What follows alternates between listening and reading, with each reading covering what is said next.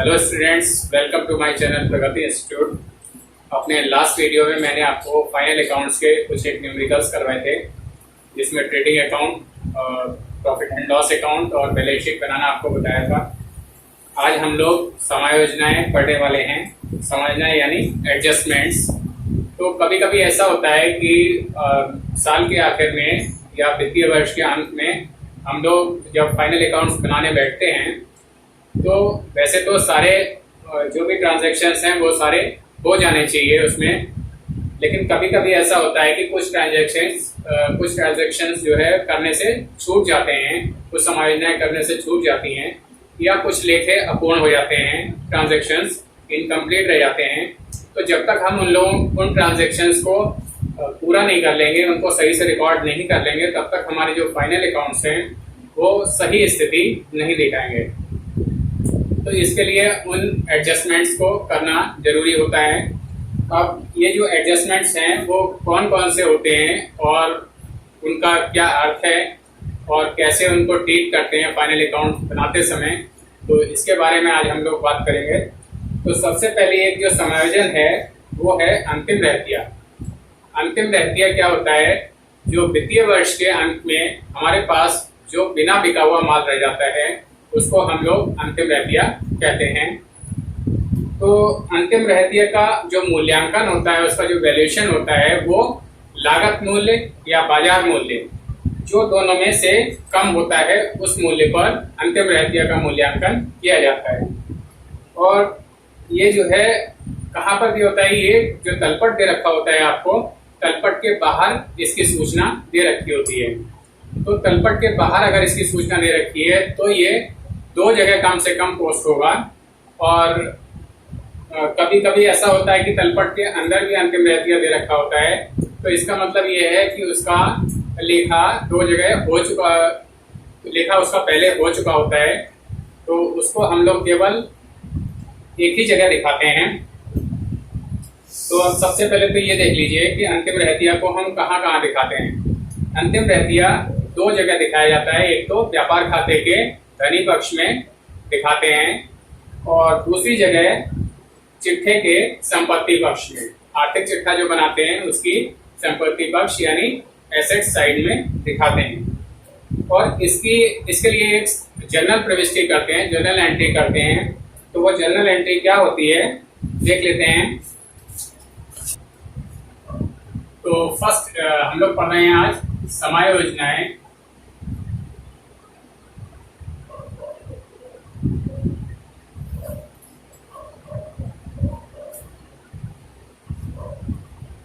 और इंग्लिश में इसको कहते हैं एडजस्टमेंट्स।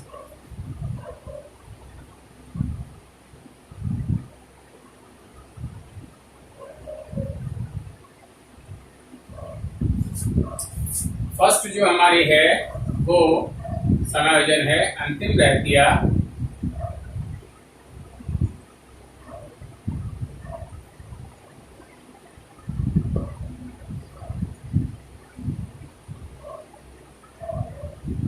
इसको इंग्लिश में कहते हैं क्लोजिंग स्टॉक।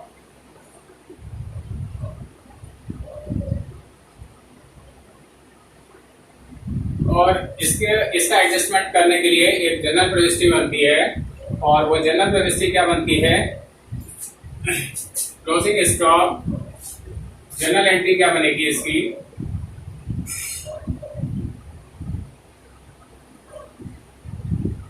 जनरल एंट्री बनेगी इसकी closing stock debit. Closing stock account debit to trading account. Trading account के क्रेडिट में ये चली जाती है टू ट्रेडिंग अकाउंट। और इसके लिए हम एक नरेशन भी लिख लेते हैं।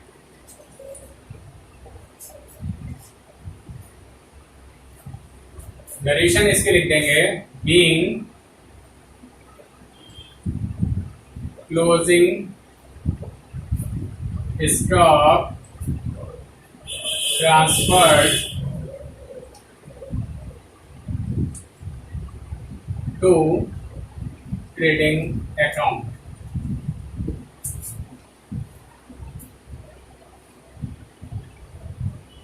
तो ये तो इसका जर्नल का ट्रीटमेंट हो गया। और जैसे जर्नल में आप दो इस तरह से अमाउंट के कॉलम भी बनाते हैं, तो इसका जो डेबिट और क्रेडिट में ये अमाउंट इसका इस तरह से आ जाएगा।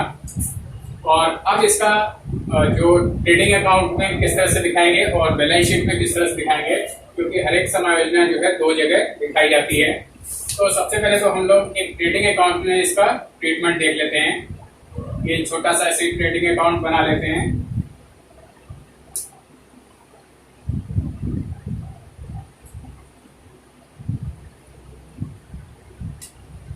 ये ट्रेडिंग अकाउंट हो गया।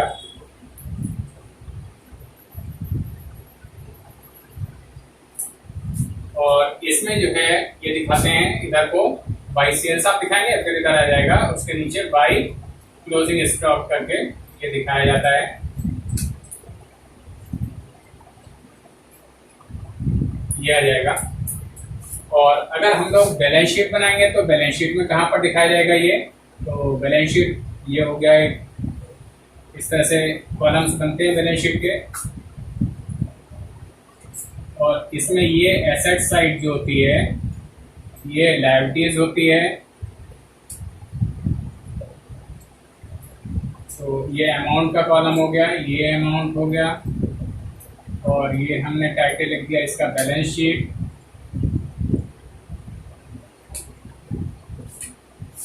तो इसको जो है हम लोग दिखाते हैं, क्लोजिंग स्टॉक जो होता है वो एसेट साइड में यहाँ पर दिखा दिया जाता है। नीचे साइड में क्लोजिंग स्टॉक ये यहाँ पर दिखा दिया जाता है। तो ये इसका जो है ट्रीटमेंट हो गया क्लोजिंग स्टॉक का। जनरल एंट्री में क्या ट्रीटमेंट होगा और ट्रेडिंग में क्या होगा, बैलेंस शीट में क्या होगा। हर एक समायोजन दो जगह जाती है, एक तो ट्रेडिंग या प्रॉफिट एंड लॉस में से किसी अकाउंट में जाएगी, और दूसरा बैलेंस शीट में लायबिलिटीज या एसेट साइड में जरूर जाएगी। तो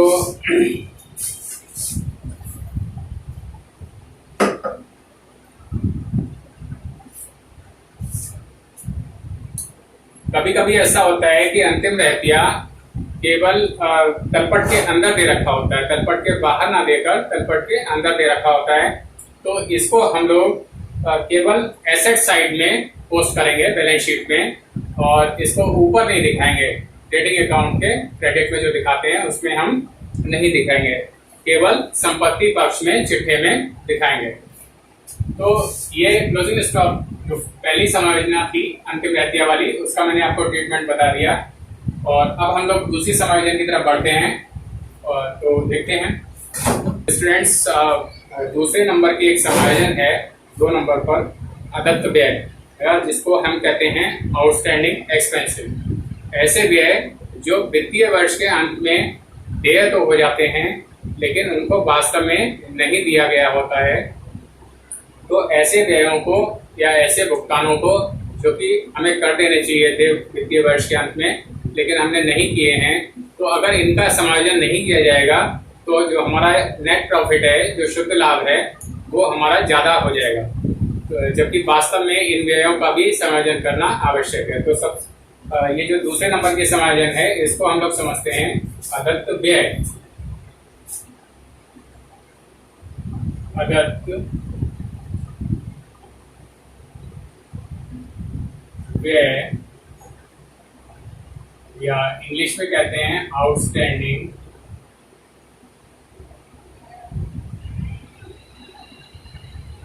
एक्सपेंसेस।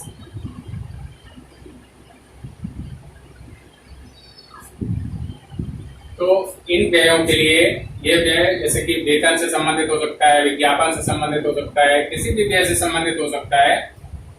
ऐसे व्यय जिनका पेमेंट कर देना चाहिए था लेकिन नहीं किया।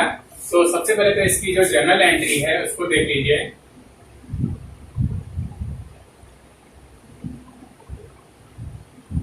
जर्नल एंट्री क्या बनेगी,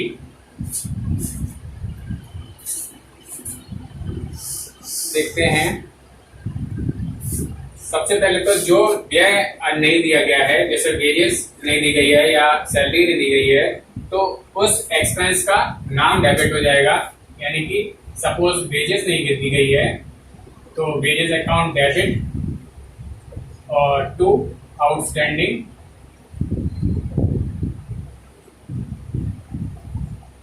एक्सपेंसेस अकाउंट, ये हो जाएगा। और इसकी हम लोग नरेशन भी लिख देंगे, being outstanding expenses brought, being outstanding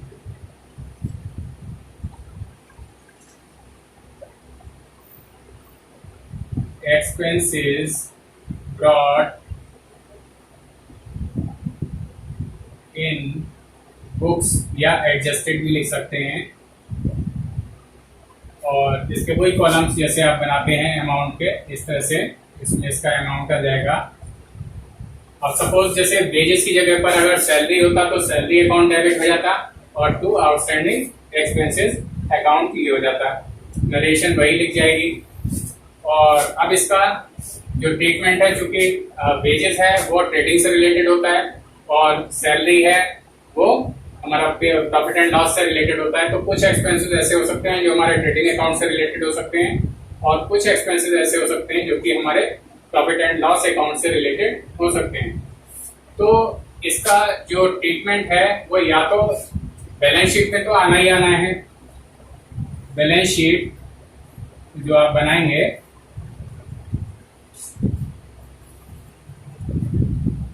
balance sheet में ये जो लायबिलिटीज हो गया, अमाउंट, एसेट्स, अमाउंट, तो जो आउटस्टैंडिंग एक्सपेंसेस होते हैं वो हमारे बैलेंस शीट में तो इधर आ जाते हैं, आउटस्टैंडिंग लायबिलिटीज में आ जाते हैं आउटस्टैंडिंग। और जो एक्सपेंस जो भी है उसका नाम आ जाएगा, वेजेज है तो वेजेज आ जाएगा, सैलरीज है तो सैलरी आ जाएगा। और इस तरह से ये इसको तो बैलेंस शीट में तो इस तरह से दिखाई दिया जाता है। और दूसरा, अगर ट्रेडिंग अकाउंट का एक्सपेंस है तो ट्रेडिंग अकाउंट में, और प्रॉफिट एंड लॉस का है तो प्रॉफिट एंड लॉस में। तो वेजेस चूंकि हमारा ट्रेडिंग में है तो इसको हम ट्रेडिंग अकाउंट में दिखा देंगे।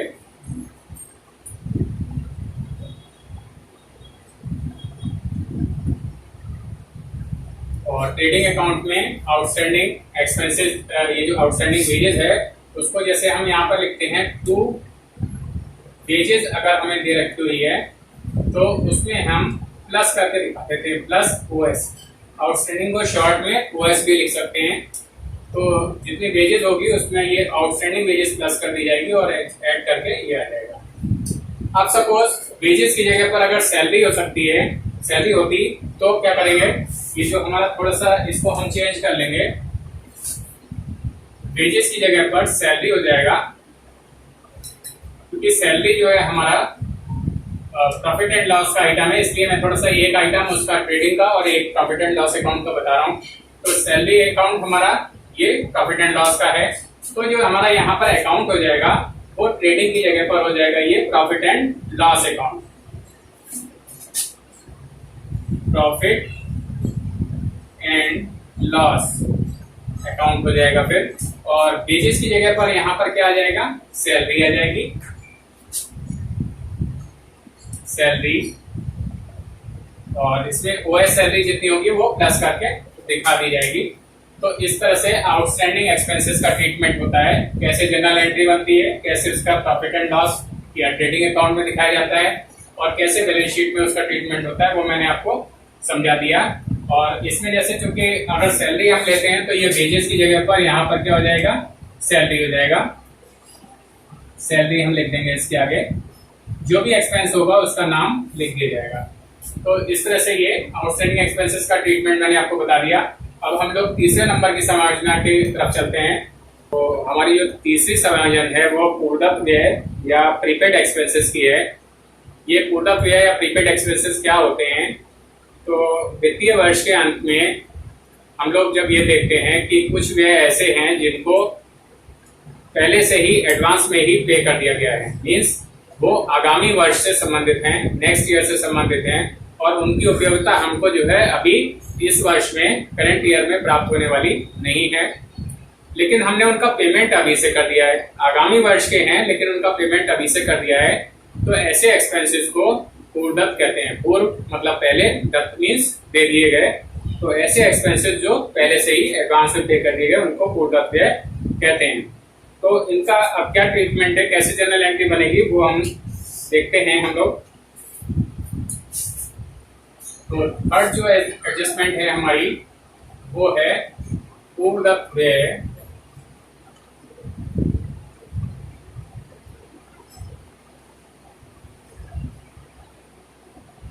और इसको इंग्लिश में कहते हैं प्रीपेड एक्सपेंसेस।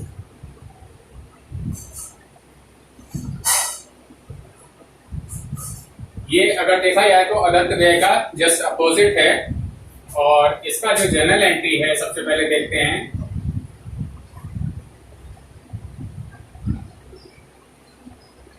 जर्नल एंट्री क्या बनेगी, तो उसके लिए प्रीपेड जो जैसे सपोज सैलरी है या प्रीपेड इंश्योरेंस प्रीमियम अक्सर होता है प्रीपेड, तो उसकी हम बनाएंगे prepaid insurance premium, PREM short लिख दे रहा हूँ, इंश्योरेंस को INS लिख दिया।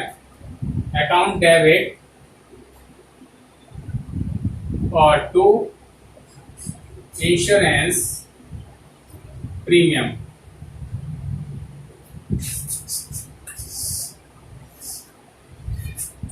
इंश्योरेंस प्रीमियम अकाउंट being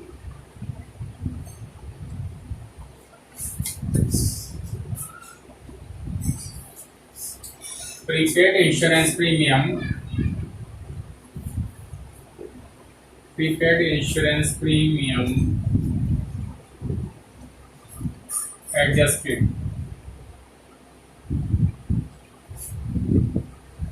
और इसका जो अमाउंट होगा वो यहाँ पर जो आप अमाउंट के कॉलम बनाते हैं इसमें इस तरह से दिखा दिया जाएगा। तो ये तो इसकी जनरल एंट्री हो गई, और अब इसका चूंकि इंश्योरेंस प्रीमियम है और या जो भी आइटम हमारा अगर ट्रेडिंग से संबंधित होगा तो उसको ट्रेडिंग अकाउंट में यहाँ पर उसका ट्रीटमेंट दिखाएंगे, या प्रॉफिट एंड लॉस से रिलेटेड होगा तो प्रॉफिट एंड लॉस में दिखाएंगे। तो चूंकि हमारा insurance premium profit and loss से रिलेटेड है तो इसको सबसे पहले तो प्रॉफिट एंड लॉस में दिखाएंगे, और ये आ गया हमारा प्रॉफिट एंड लॉस अकाउंट। और इसमें हम जो भी एक्सपेंस होगा, सपोज जैसे इंश्योरेंस प्रीमियम का, तो इंश्योरेंस प्रीमियम को हम इसकी जो अमाउंट होगी वो हम यहाँ पर जैसे हमने लिख लिया इसको, और प्रीपेड है चूंकि तो इसको हम लेस करके दिखाएंगे, लेस प्रीपेड इंश्योरेंस प्रीमियम भी लिखते चाहे, इसको लेस करके जितना आएगा वो दिखाएंगे। मीन्स जो भी संबंधित व्यय है उसमें से प्रीपेड जितना भी एक्सपेंस है उसको हम लेस करके दिखा देंगे। तो ये तो प्रॉफिट एंड लॉस में हुआ। अब सपोज जैसे कि अगर वेजेस एडवांस में दे दी जाती हैं, या कोई भी एक्सपेंस ट्रेडिंग का अगर है, कोई सुपरवाइजर की सैलरी वगैरह अगर दे दी जाती है, तो उसको यहाँ पर अकाउंट की जगह पर, प्रॉफिट एंड लॉस की जगह पर ट्रेडिंग अकाउंट आ जाएगा, और यहाँ पर संबंधित व्यय जैसे वेजेस है तो वेजेस लिख दिया, और उसमें से प्रीपेड जितना वेजेस है वो हम लेस कर देंगे तो ये आ जाएगा। तो ट्रेडिंग अकाउंट या प्रॉफिट एंड लॉस अकाउंट का ट्रीटमेंट मैंने आपको बता दिया। और अब बैलेंस शीट में कहाँ दिखाते हैं इसको वो देख लेते हैं। बैलेंस शीट, इसमें ये जो एसेट साइड हो जाती है, ये अमाउंट हो गया, लायबिलिटीज हो गया, और ये अमाउंट हो गया।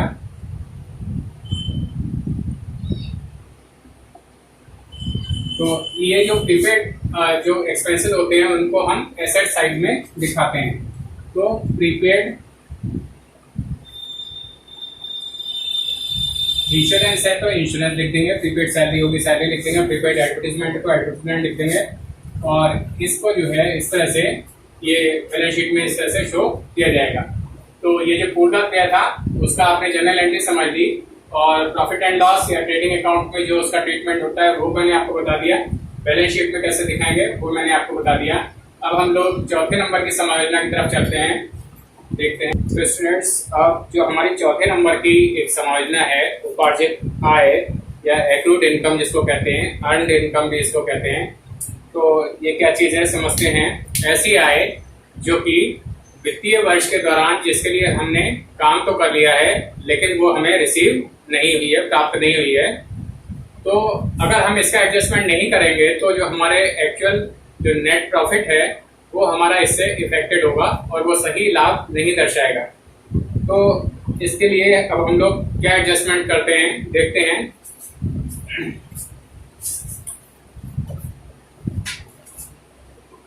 चौथे नंबर की समायोजना है उपार्जित आय।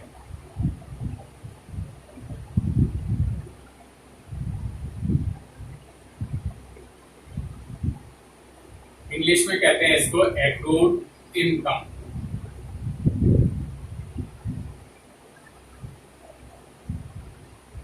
और इसकी जर्नल एंट्री क्या बनेगी वो देखिए।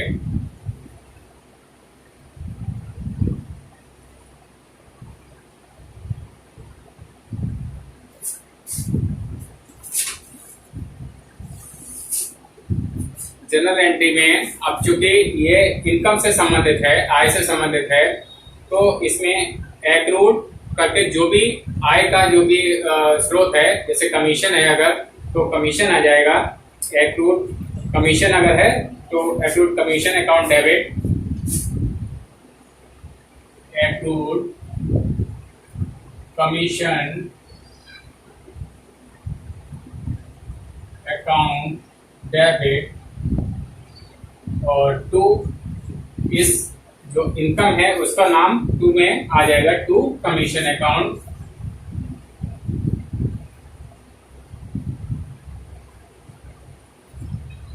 और तीन नरेशन जरूर लिखेंगे जब भी जनरल एंट्रीज अगर करने को आती हैं एग्जाम में। Being commission due but not receive, commission due but not received।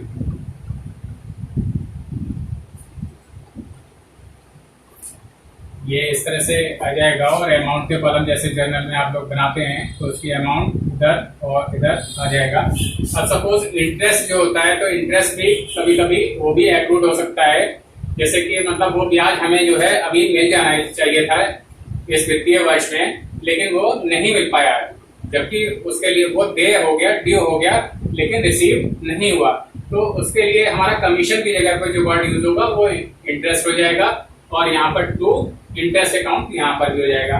तो जैसे जैसे इनकम का जो भी सोर्स है, जो भी नाम है, वो यहाँ पर चेंज होते रहेंगे और एंट्री इस तरह से बन जाएगी।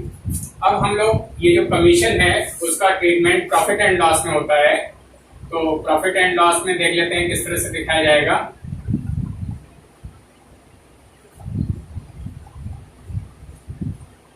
प्रॉफिट एंड लॉस में इस तरह से कॉलम बन गए, और इसको जो है हम जो हमारा कमीशन होता है बाय कमीशन, इसकी अमाउंट हमने यहाँ पर लिख ली, और इसमें एक्रूड जो होता है वो प्लस हो जाता है, प्लस एक्रूड। एक्रूड को अर्नड भी कहते हैं, तो कभी कहीं कहीं पर अर्नड कमीशन लिखा हो तो भी उसका वही मतलब है, एक्रूड। और इन दोनों का जो टोटल आता है वो हम बाहर यहाँ पर निकाल देते हैं अमाउंट कॉलम में। तो ये इसका ट्रीटमेंट मैंने आपको बता दिया प्रॉफिट एंड लॉस में कैसे होता है। और अब जो बैलेंस शीट है, बैलेंस शीट में ये कहाँ दिखाया जाता है ये देख लेते हैं। ये बैलेंस शीट हो गई आपकी, और ये लायबिलिटीज कॉलम्स तो आपको पता ही होंगे, अमाउंट, एसेट्स, अमाउंट,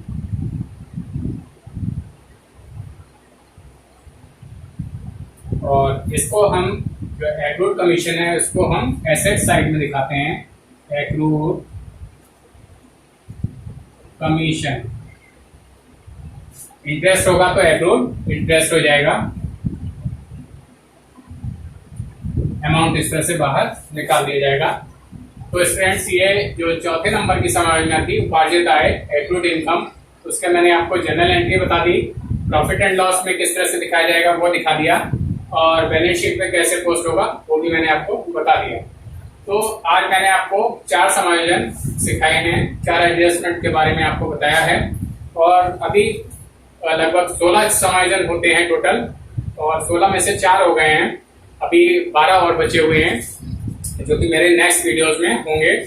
तो आप उन वीडियोस को जरूर देखें, उन वीडियोस का इंतजार करें, और इस वीडियो को भी बार बार चलाकर देख लें, और इसमें जो भी मैंने एंट्रीज वगैरह बताई हैं वो अपने जो टेक्स्ट बुक है आपकी, उस टेक्स्ट बुक में से देख के और थोड़ा सा समझ लें, न्यूमेरिकल्स वगैरह थोड़ा करके देख लें तो आपको अच्छे से समझ में आ जाएगा। और अपने इस वीडियो को मैं यहीं पर एंड करता हूँ। अगर आप लोगों को इसमें कोई प्रॉब्लम हो, कोई चीज़ नहीं समझ में आ रही हो, तो मेरे वीडियो के नीचे कमेंट बॉक्स में लिखकर पूछ सकते हैं, या इंस्टाग्राम पे भी आप फॉलो कर सकते हैं। Thank you.